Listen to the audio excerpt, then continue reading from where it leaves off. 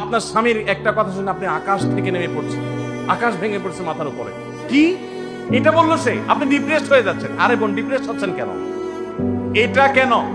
আরো শক্ত কথা আপনাকে বলতে পারে, এটা আপনি মাথায় রাখেন। কারণ দিন শেষে তিনি মানুষ, তার ভুল হতে পারে, একটা সময় তিনি তার ভুল বুঝতে পারেন।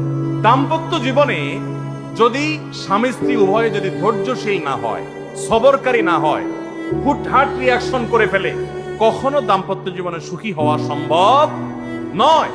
মনে রাখতে হবে, একসাথে থাকতে গেলে, দুইটা পাতিল একসাথে থাকতে গেলে টুনটান লাগে না, বাধে হয় না? দাম্পত্য জীবনে টুকটাক সমস্যা হবেই, এটা প্রত্যাশিত।